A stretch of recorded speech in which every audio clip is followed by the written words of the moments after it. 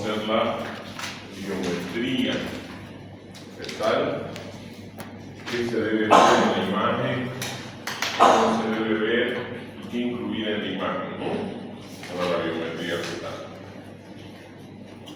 ¿Hay alguna pregunta? Ya vimos primero, segundo, tercer trimestre, vimos patología también poco.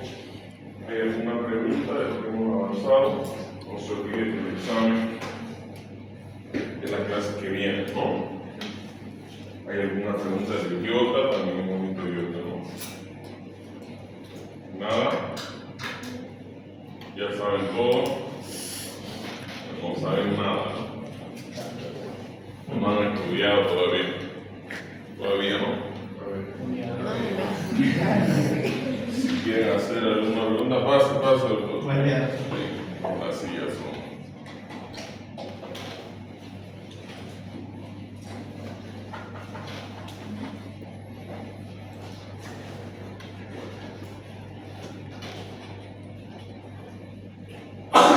Entonces hoy vamos a ver placenta, ecografía de la placenta, ecografía del líquido amniótico y estudio ecográfico del crecimiento fetal y restricción del crecimiento intrauterino.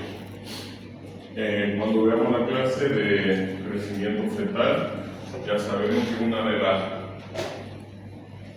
de los propósitos, por así decir, o una de las funciones del ecografista es sospechar desvío de crecimiento.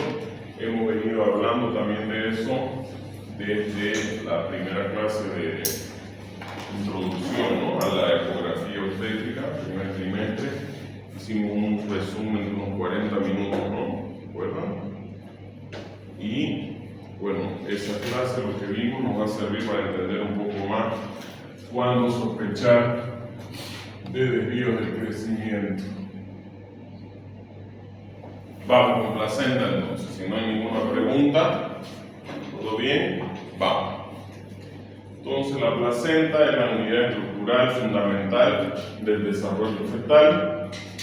De su correcta implantación depende la evolución normal o anormal de la gestación. Su evaluación total dista mucho de ser completa, pero la ventaja de la imagen y flujometría. ¿Qué estamos hablando cuando decimos flujometría? Doppler, ¿no? Estudio del flujo, cómo está la onda que hace ese flujo. Nos proporciona un panorama más claro de su papel hemodinámico en el bienestar y crecimiento fetal. Entonces, aquí habla de correcta implantación. ¿Cuándo hay esa implantación? Hay dos fases, ¿no? Implantación. Entonces, para ver yo cómo está la implantación y sospechar de que podría haber una preeclampsia o una mala implantación que lleve a restricción del crecimiento intrauterino, voy a hacer Doppler de las arterias uterinas. Esas arterias uterinas, según su flujo, me van a decir si hay probabilidad o no, o si es que está habiendo una mala implantación. Aquí cuando hablo de implantación no me refiero al lugar donde se implanta, sino cómo se implanta. ¿Ok? Obviamente también vamos a ver que el lugar donde se implanta en el útero es importante para hacer o sospechar también diagnóstico de placenta previa, ¿no? La placenta previa, ahorita vamos a ver, es otra cosa importante, pero aquí, sobre todo cuando habla de flujometría, vamos a hablar de, uno, la implantación de esa placenta y dos, la suficiencia de esa placenta también. ¿Qué quiere decir la suficiencia? El flujo que está mandando de la placenta al feto es suficiente para cubrir sus necesidades. Eso también se puede saber midiendo el flujo, pero ahí ya vamos a ir a ver las arterias umbilicales. Esas arterias umbilicales me van a decir, según cómo esté su flujo, si es que es bueno para ese feto el flujo que está llegando. ¿Ok? Eso sí, es un poquito más avanzado, pero es bueno que ustedes ya lo vayan teniendo en la cabeza para comprender también que ecografía hoy en día no es solamente una imagen, ¿ya? También tenemos flujometría, que es el Doppler. Siempre digo, ¿no? El segundo curso que haría después de este es ecografía transvaginal, ¿no? Para complementar. Pase, doctor. Y el tercer curso que haría es Doppler obstétrico para tener un poquito más, ampliar los alcances que tiene la ecografía y que no es solamente una imagen en blanco y negro, ¿no? Sino que también puede medir flujo. Inclusive hoy puede medir cuán rígido o blando es el tejido con otra tecnología, ¿no? Que se llama elastografía. No es tan nueva, pero todavía no se utiliza mucho porque no hay mucha gente que sepa hacer. ¿Ya? Entonces la ecografía va avanzando y va mostrándonos más herramientas que lo que nos va a llevar es a sospechar o en algunos casos a hacer diagnóstico, ¿no? Lo que queremos es que nuestro método sea lo más cercano a un diagnóstico, ¿no? O que por lo menos nos dé algunos posibles diagnósticos según las imágenes, según la flujometría, según la elastografía ahora inclusive, ¿no? Bueno, la unidad funcional de la placenta es el cotiledón, transferencia de oxígeno y nutrientes, síntesis de hormonas y prostaglandinas. Está cubierta por un epitelio, el epitelio de lámina. Forma y tamaño de la placenta es un disco de 18 a 20 centímetros de diámetro, 400 a 600 gramos, al corte más delgada a los lados que al centro. Por lo general en el centro se encuentra la inserción del cordón umbilical, ¿ya? Y vamos a ir recalcando que la medición del espesor de la placenta se hace en el lugar de inserción del cordón umbilical porque se supone que ahí confluyen estos vasos y debería ser mayor su espesor ahí, ¿ya? Tiene una cara materna inserta en el útero o la cara basal, una cara fetal hacia la cavidad amniótica o la membrana o capa coriónica que se llama. Al final del primer trimestre se pueden identificar en la placenta los siguientes componentes: placa corial, sustancia placentaria y placa basal. Eso es de lo principal que me interesa que usted aprenda en esta clase. Esas tres estructuras de la placenta. ¿Y por qué sería importante? Porque en estas placas o membranas van a existir desprendimientos.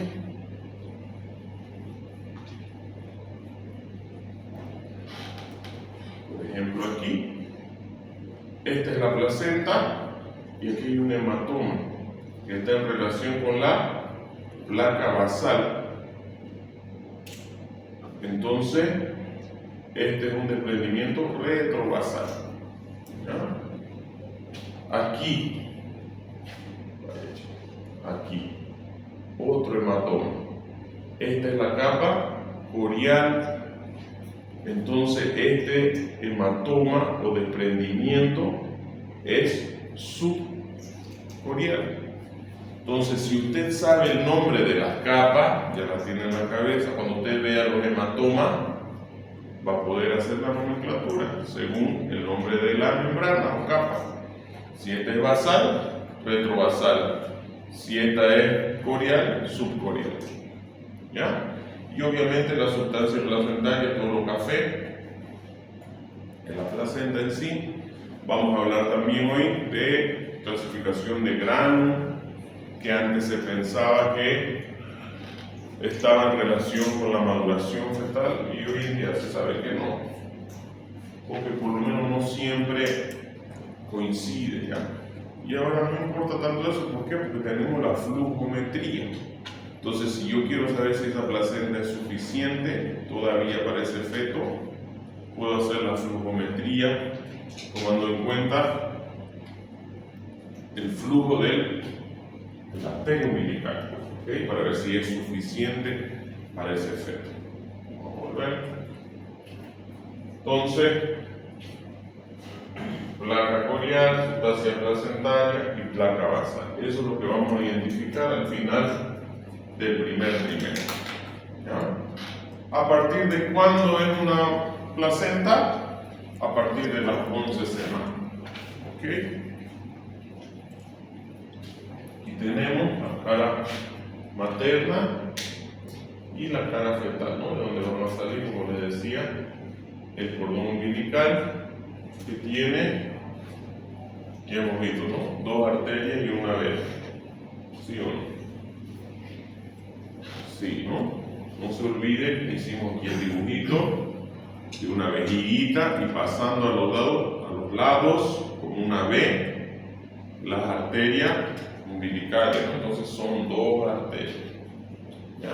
Hablamos también seguramente en la clase anterior de cuando existe una sola arteria umbilical que podría estar relacionado a cardiopatía. Entonces debe ser relatado en el informe y eso ¿quién lo tiene que hacer? Nosotros, en la ecografía obstétrica. ¿Ya? Tipo de placenta, tenemos la placenta bilobulada, placenta circunmarginada, placenta subcenturiada, es un bloque principal con un pequeño bloquecito más de placenta.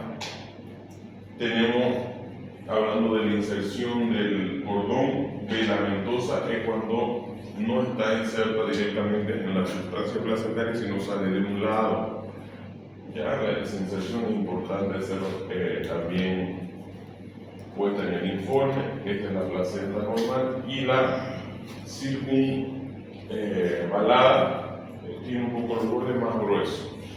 ¿Cuál es la importancia, por ejemplo, decir de esta bilobulada o de esta subcenturiada? Que al momento del parto, el obstetra va a saber que tienen que salir 2 óvulos, ¿no? En el caso de la subcenturiada, va a saber que hay una principal y que hay un pedacito más que tiene que salir, ¿no? ¿Qué pasa si no sale ese pedacito? O tiene una hemorragia, ¿no? Y eso puede llevar a la muerte de la paciente. Entonces, esto va a ayudar al momento del alumbramiento, se llama, ¿no? Cuando sale la placenta.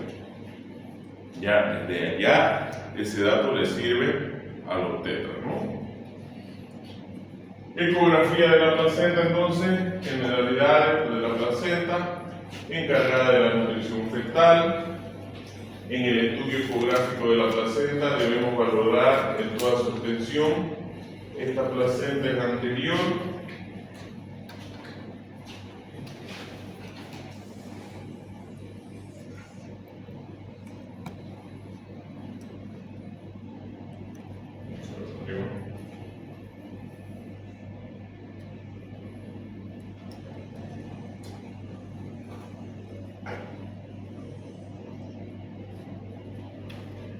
Entonces, la placenta es anterior, el posterior sería anterior, ¿no?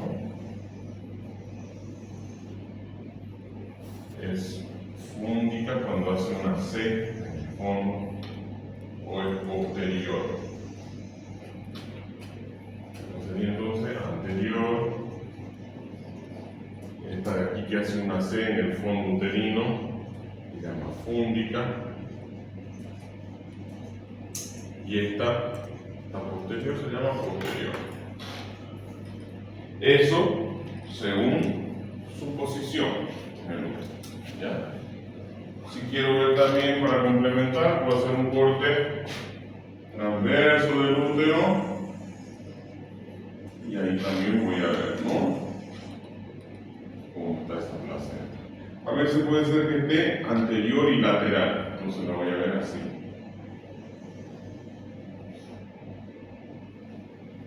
Pero la tendencia es decir, está anterior, está posterior o está fúnica. ¿Okay? ¿Qué es otra cosa importante? Ver su relación con el orificio cervical interno. Por lo menos a 3 centímetros tiene que estar. O de 3 centímetros para arriba. Mayor o igual a 3 centímetros. Del orificio cervical interno. Este es el orificio cervical interno.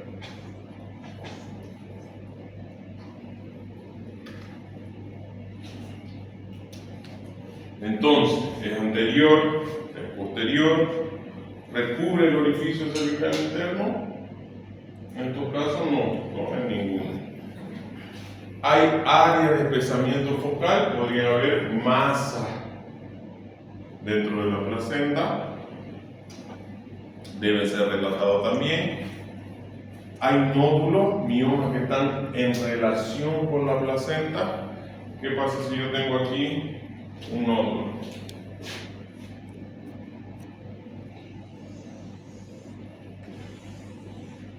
Y está atrás de la placenta.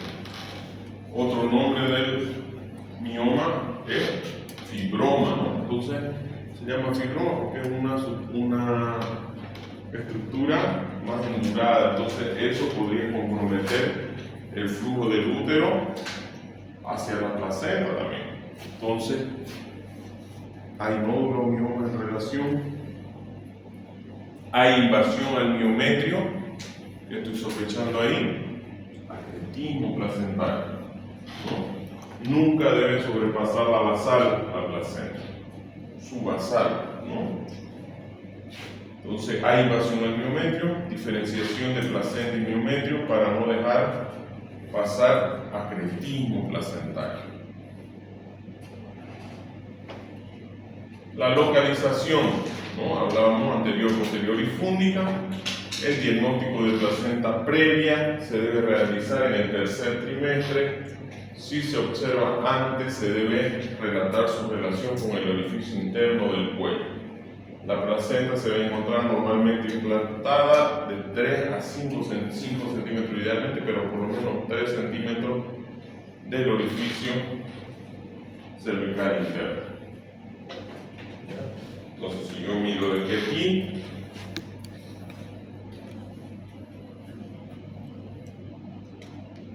tres a más centímetros, por lo menos 3, ¿ya? Y a veces puede estar en relación con el orificio cervical interno, ¿no? Como vemos aquí. Aquí tenemos una placenta de inserción baja. ¿Por qué hablo de inserción baja? Porque está a menos de 3 centímetros, ¿ya? Pero como decía la diapositiva que leímos anteriormente, el diagnóstico de placenta previa se hace después de las 33 semanas. Antes no se llama placenta previa. ¿Por qué? Porque se sabe que la placenta va a ir cambiando de lugar.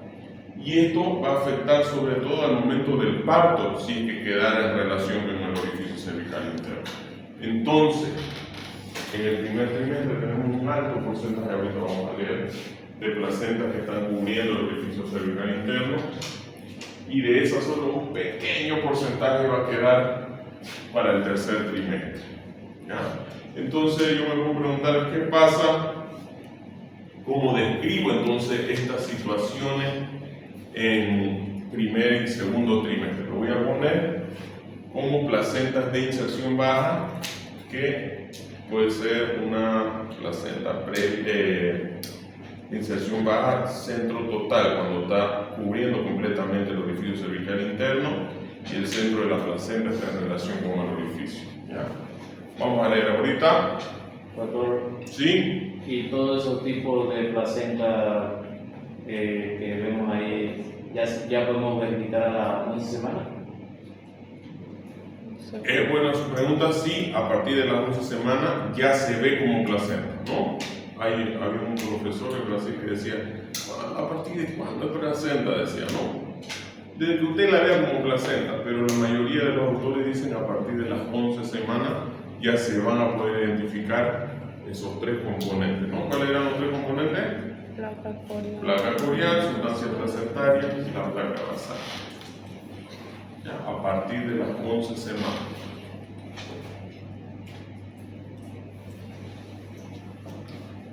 Ya. Entonces, importante, entonces si yo tengo una gestación de 22 semanas y la placenta está aquí cubriendo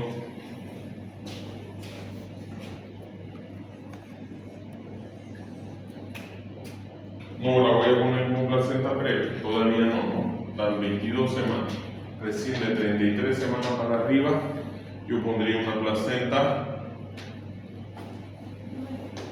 previa centro parcial, se llama, ¿no? Sí está cubriendo el orificio, pero el centro de la placenta no está en relación con el orificio cervical interno. Entonces, en mi conclusión voy a poner una placenta que está en una inserción baja. Recién el diagnóstico lo hago a partir de las 33 semanas, porque sé que con 22 semanas todavía esta placenta se va a mover. Y lo más probable es que al llegar a las 33 semanas no va a estar bien en relación con el orificio cervical interno. ¿Ok? Pero, obviamente, ya queda el antecedente para el próximo control. Por eso siempre trajo otra ecografía, vieron algo llamativo en sus ecografías anteriores. Siempre hay que preguntarle, ¿por qué vino su control nomás? ¿Vieron algo? Hay que revisar algo específicamente. Eso preguntamos a la paciente, ¿no es cierto?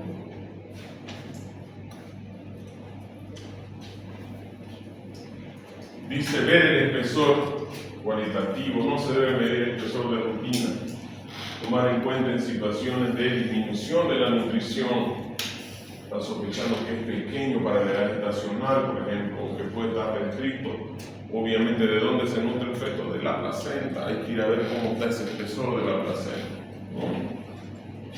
Tomar en cuenta en situaciones de disminución de la nutrición y vitalidad fetal. Si el espesor de la placenta es mayor a 5 centímetros, en cualquier edad gestacional, es mayor a 5 centímetros, Lisuoc dice, eso es patológico siempre. Cualquier placenta mayor a 5 centímetros de espesor siempre va a ser patológica. Algo está pasando. ¿Okay? Mayor probabilidad de patología asociada, ejemplo, diabetes. No tenemos mucha diabetes aquí, ¿no? Diabetes, hemelalidad, transfusión feto-fetal, infecciones congénitas, puede estar además espesada con áreas de necrosis y repercusión en el feto. Relatar las áreas de necrosis. Hablando de la clase anterior, ¿no? Creo que dijimos cuando era una laguna placentaria o cuando era un área de necrosis, ¿se acuerdan? Por ejemplo, aquí yo veo una zona necoica.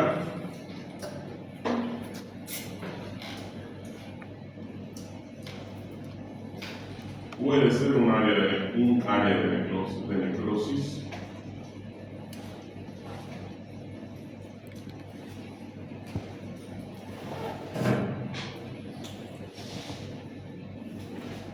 Le pongo el Doppler.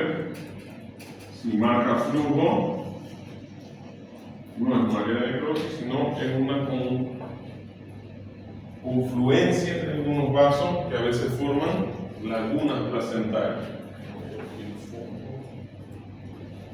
Si no tiene flujo, ahí sí la puedo poner como un área de necrosis.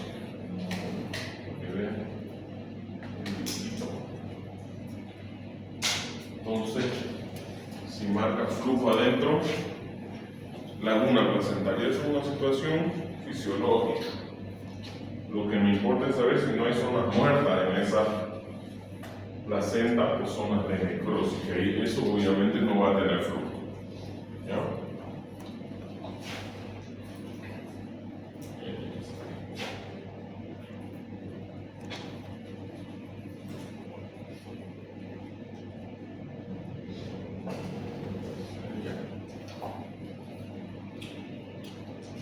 Entonces puede estar además de pesada, un área de necrosis y repercusión en el feto, relatar las áreas de necrosis.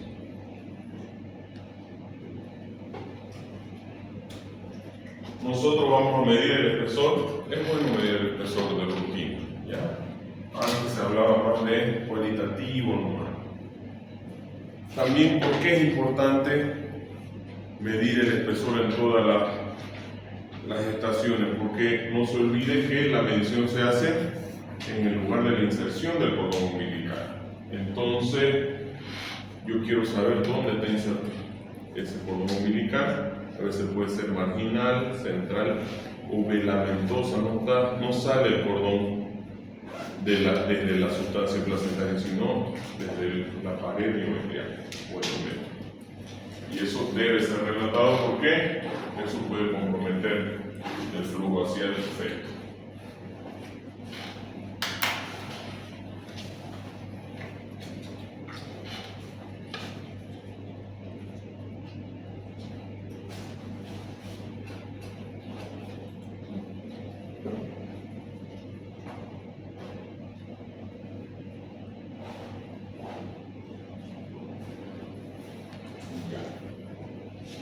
Entonces, ¿dónde debemos medir el espesor? Decíamos, en el lugar, ¿no? Medir en el lugar de la inserción del cordón umbilical. Entonces, normalmente se inserta central, ¿no? Entonces, aquí voy a tener mi vena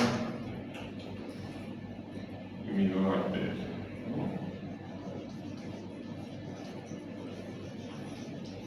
Entonces ahí voy a medir el espesor. En el lugar de la inserción del cordón umbilical en la placenta. ¿Qué pasa si está posterior esta placenta? ¿Será que va a ser fácil encontrar esa inserción? No. A veces es difícil porque el mismo feto que está aquí hace sombra a las estructuras posteriores, ¿no? Y ahí se hace más difícil. Por eso decía al principio, tan lejos de a veces de verse completamente la placenta. Cuando está anterior, belleza, ¿no? Es fácil de explorar toda la placenta.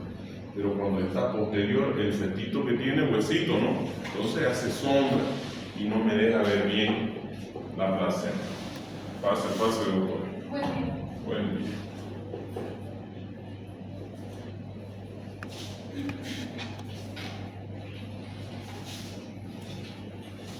En caso de inmunización RH, se observa una placenta muy adelgazada o muy fina. De todas maneras, hay en internet tablas de espesores normales, mayores y menores por edad gestacional. Lo que nosotros vamos a hablar a grandes rasgos es que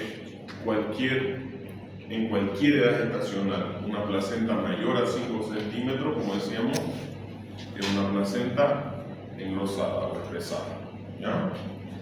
Tumores placentarios, corioangioma, tumor más frecuente después de las molas hidatiformes, presencia de neoplasia. Entonces podemos encontrar también nódulos dentro de la placenta y eso debe ser relatado, obviamente. Entonces, ¿qué vamos a ver cuando hablamos de la ecografía de la placenta? Posición de la placenta, hay desprendimiento de la placenta, tamaño de la placenta, más que nada el espesor de la placenta y la inserción de la placenta. Vamos a entrar a desprendimiento prematuro de la placenta normalmente inserta. El 0,5% es la incidencia de desprendimiento prematuro de la placenta. Ver si el desprendimiento es retrobasal. Ahorita vamos a ver más adelante. Es más grave, ¿por qué? Porque compromete el flujo, ¿no?, del útero hacia la placenta. En cambio, si el desprendimiento es aquí subcorial, no va a afectar ese flujo, ¿no? Entonces, no quiere decir que no tenga una implicancia patológica, pero más grave sería el retrobasal, ¿no?, por detrás de la placenta. Se debe medir el volumen del hematoma en la zona de desprendimiento. El volumen es igual a cómo hacemos un volumen, ¿no? Como presionamos el botón caliper, vamos al lado de aquí izquierdo de la pantalla, presionamos volumen y hacemos 3 medidas. Ahí vamos a tener el volumen, ¿no? Diámetro 1 por 2 por 3 por 0,52. Si el resultado es menor a 35 ml, buen pronóstico. Si el volumen es arriba de 50 ml, mal pronóstico. ¿Ya? Lo que más hablamos también, algunos no toman en cuenta esto de los ml, sino qué porcentaje de esa placenta está desprendida. Lo mismo cuando hablamos de desprendimiento del saco gestacional que hablábamos en la clase anterior, cuando es mayor al 45-40%, casi estamos en un sinónimo de que se va a perder esa gestación. ¿Ya? Lo mismo aquí, cuando hablamos de desprendimiento del saco gestacional, hablamos de un porcentaje. Aquí podemos hablar en ml o también ver cuánto porcentaje de esa placenta se ha desprendido. ¿Ya? A veces vienen las pacientes y dicen, yo tenía desprendimiento de placenta, cuando tenía 8 semanas. Entonces no está hablando, ¿no? Porque no había placenta. En 8 semanas, que era lo que tenía, un desprendimiento del saco gestacional, un desprendimiento subcoriónico que se llama. Si yo entiendo cuáles son las capas, voy a saber los nombres de dónde están los desprendimientos. Ya hemos hablado también en la clase anterior de desprendimiento corioamniótico, ¿se acuerdan? Es otro desprendimiento también que puede haber. Entonces, los nombres de estos hematomas o de estos desprendimientos van a ser según las membranas que se desprenden.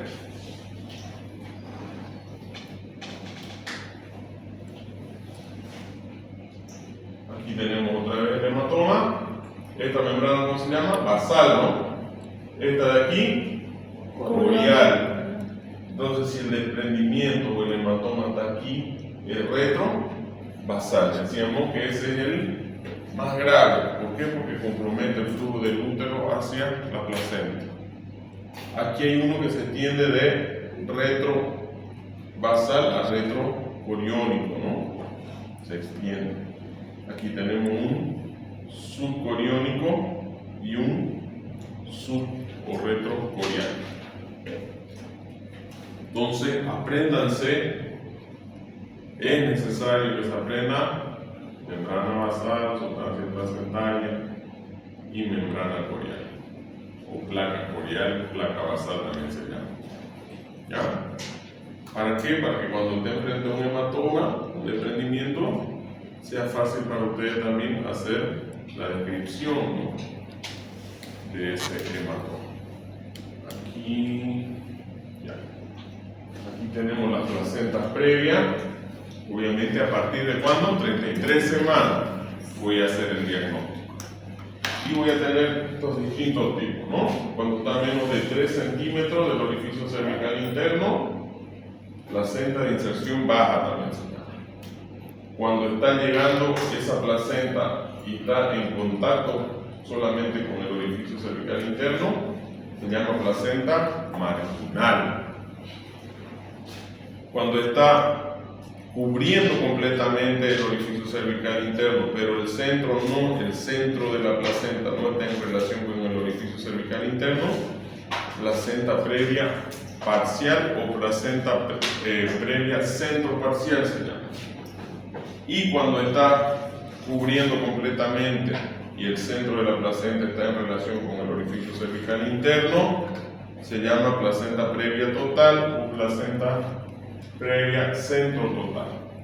¿Ya? Estos son los tipos de placenta previa que podemos describir. Pero recalcábamos que si estábamos antes de las 33 semanas, por ejemplo 28 semanas, todas van a ser de inserción baja. Todavía no cierra el diagnóstico. ¿Y por qué es importante hacerlo? ¿Qué pasa si nace un feto o quiere nacer con una placenta centro total, placenta previa total? ¿Será que va a poder nacer? Va a ser una hemorragia que va a morir, ¿no?